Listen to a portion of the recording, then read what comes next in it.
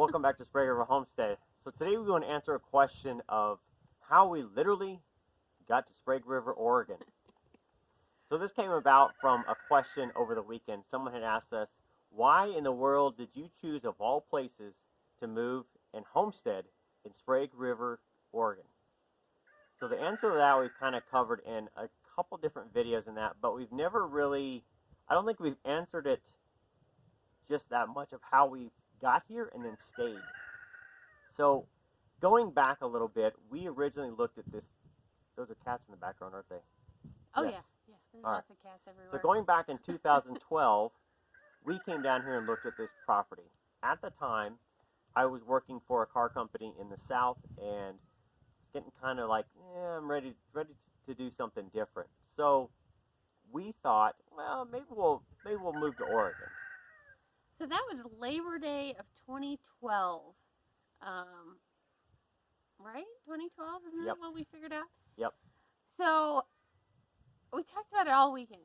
I had made an offhanded comment while he was saying he wasn't sure he wanted to keep doing this. And I had made an offhanded comment and said, well, you know, my mom had said they were going to sell their vacation house down in Southern Oregon. I could always call her and see if we can stay there for a while. And it was an offhanded comment because I had just talked to my mom like the day before and she had said, well, we're living up in Goldendale, Washington now, and the place is kind of far, and so we think we might get rid of it. And so it was just kind of floating around in my head. So I made this comment. That was on a Saturday morning, and it stuck. It like really stuck for both of us. He hits Google. He's looking at a bunch of stuff on it. I didn't know much about it. Never had been here. My brother had been here a couple of times. Never had I been here. I had seen some vague pictures of the house as they were building it, and that is literally all I knew. I just knew it was 20 acres in the middle of nothing. So I called my mom on the Tuesday after Labor Day. Mm-hmm. We were at work, and I said, hey, what if we moved into that house? And of course, you know, all parental concern. First, mom thinks we're getting a divorce, and then mom, you know, is kind of worried, like, what happened? Did he lose his job? No, this is an intentional idea. And so my mom was a little taken aback and said, you know, let me talk it over with your dad. So then a couple days later, I hear from them, and they said, you need to come look at this and make sure you know exactly what you think you are getting into. Because the house is barely over 1,000 square feet. So it was half the size of what we were living in. You know, we were used to being like 15 minutes from town. This is like 35. And they kept telling us, it's rough, it's rough, it's rough. You're going to have to put in this. You're going to have to put in that. So we decided, you know, we'll come for Thanksgiving. It's a good time to come visit. And so that we made the plan to come out for Thanksgiving. We sat down with my dad the first day and went over a ton of stuff and, you know, what he had into it and what needed to be done. And, boy, it sounded a little daunting to me, to be honest. And the next day, we loaded up, got in the truck, and headed south. Yep. So as Kaden mentioned in another video, we turned onto the road because it's off of a Forest Service road.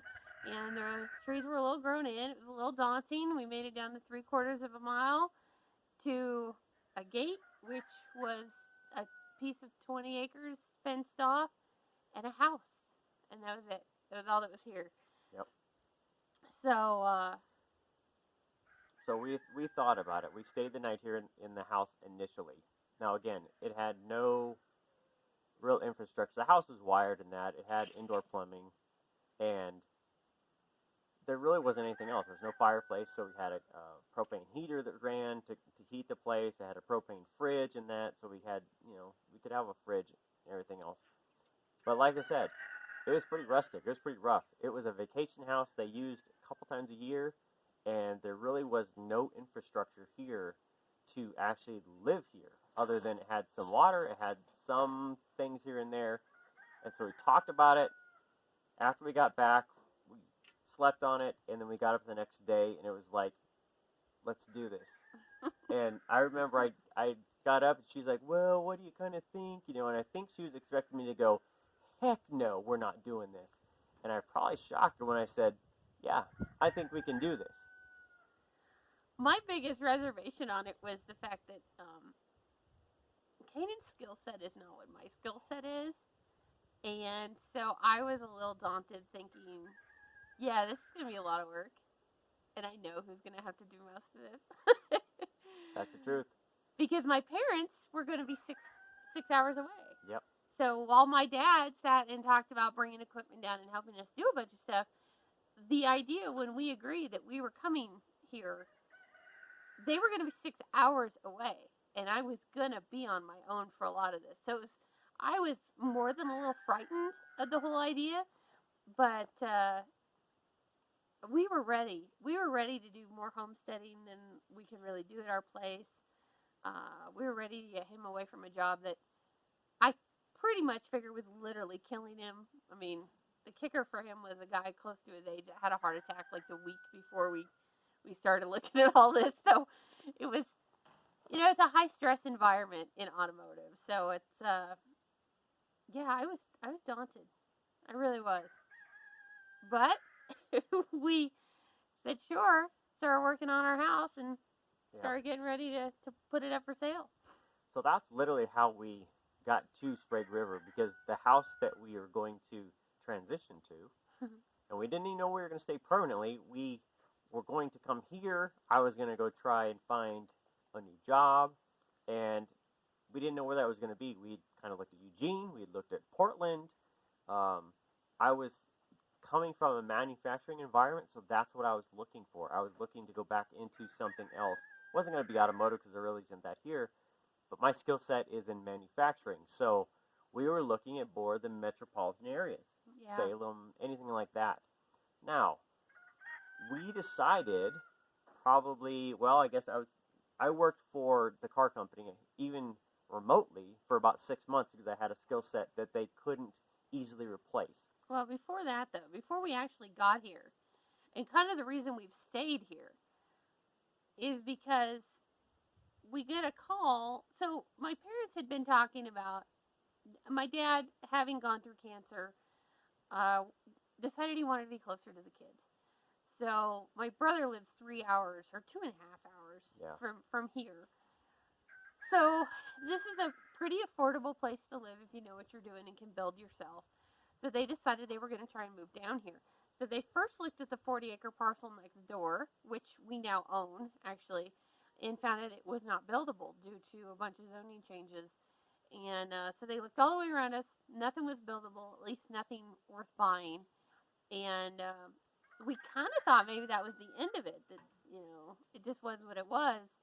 And then we get a call on a weekend, and my dad was asking, are you guys really coming? Are you really going to do this? Because it's already like June or July, I think. Yeah, the next year after we looked at it. Yeah, and I had been trying to get the house ready for sale in Jackson. There was just a lot of stuff that wasn't finished.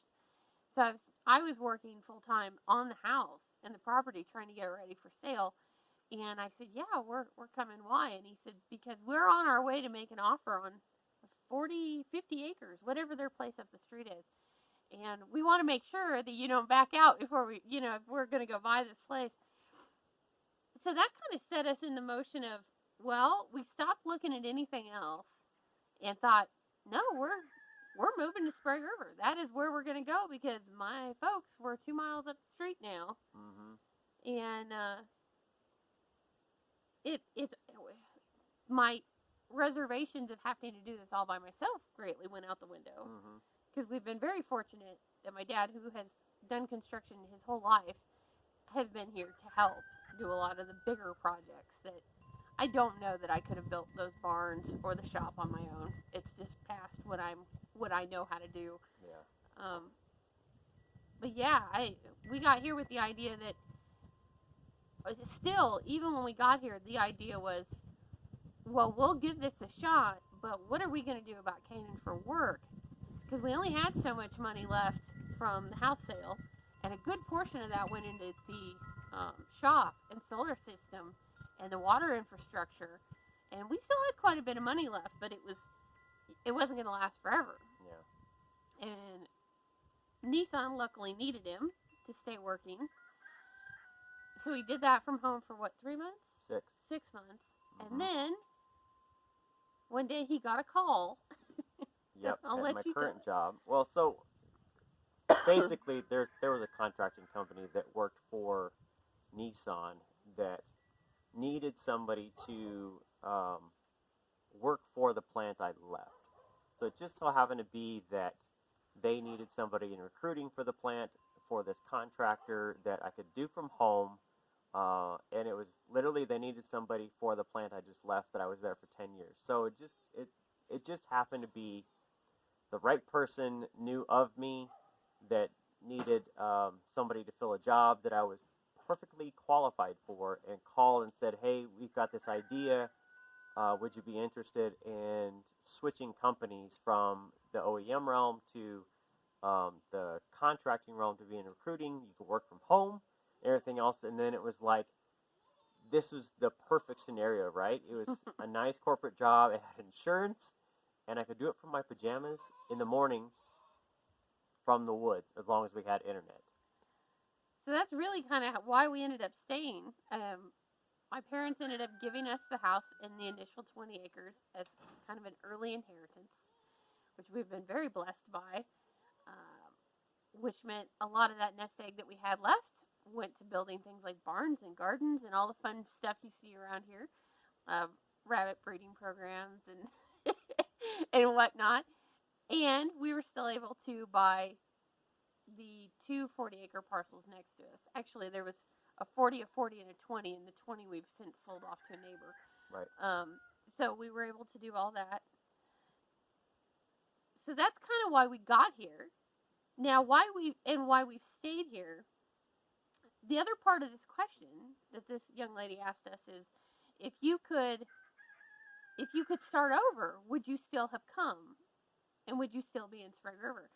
And honestly, no.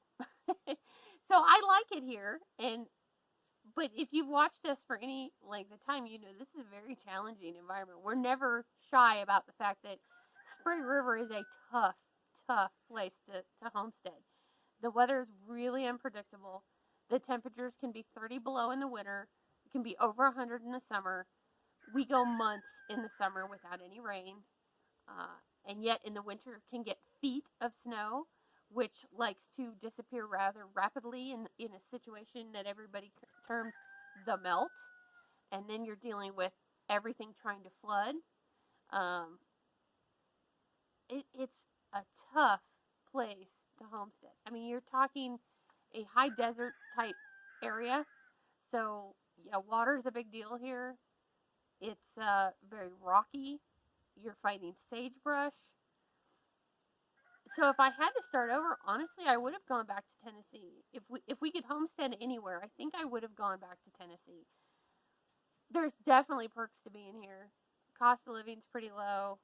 The things I don't miss about Tennessee was the bugs, snakes, the weather, Tornadoes coming through, the wild thunderstorms, torrential downpours and flooding.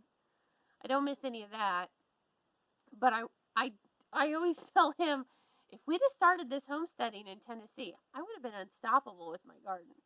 Because you could grow anything there. If my lawn and my flower beds were any indication, you could grow anything there. And here, man, sometimes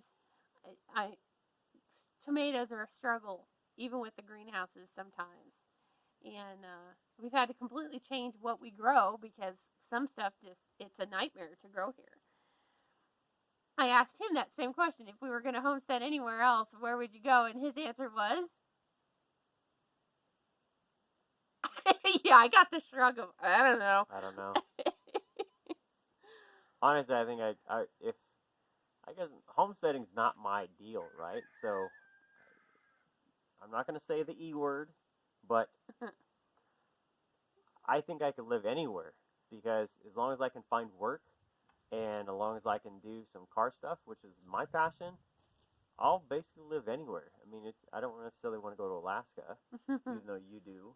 But I did. There's a did. lot of big stuff there that can eat you. Yeah. But I think as long as I can be somewhere close enough, I would go anywhere. It doesn't really matter to me. I do think that Sprague River gives you a certain appreciation for if you can make it here. In the first 3 years, I did not feel that I could make it here, but if you can get things figured out and make it here, I think you could homestead anywhere. I really do, because it's an environment with some crazy challenges. I mean, I know everywhere has crazy challenges. Don't get me wrong, but just the temperature extremes and basically being where we are, everything wants to eat what we're raising. So predators are a deal, and bugs are a deal, and Rodents. rodents are a deal. Hence the kitten army, and yeah, it's tough. So would we come back to Sprague River if things had been a little different? Probably not. Probably not. Yep. I'm glad we're here, and I'm glad we're close to family, and everything happens for a reason, and I guess we're supposed to be. But this was not. If you just sat us down 10 years ago and said, where would you guys like to move and homestead, this would not have been it. This just wouldn't have been. Yep. Just because. It is. Honestly, 10 years ago, I'm not even sure that either one of us knew where Sprague River was. Nope. So hopefully that explains how we literally moved from Mississippi and why we got to Sprague River and stayed in Sprague River. Hopefully you guys understand that, because we do get a lot of questions of people asking a lot about Sprague River. You know, they basically want to get out of the metropolitan areas of Northern California or Portland or Eugene or something else, and then they start looking around for property. The land is cheap here. And the land here is cheap, and it's deceptive because you think, oh my gosh, the land is so cheap, we could go out there and homestead, and it's not as easy as you're going to think. And we've had people say that too, of, well, you guys do it. It looks so easy out there. It's not. We're not going to tell you it's easy. But hopefully that explains how we got to Sprague River literally and then why we stayed. So hopefully that answers that question of kind of how we're here, why we're here, and why we're still here. Yeah. So that's it. Thanks for watching, guys. See you next time. Happy homesteading.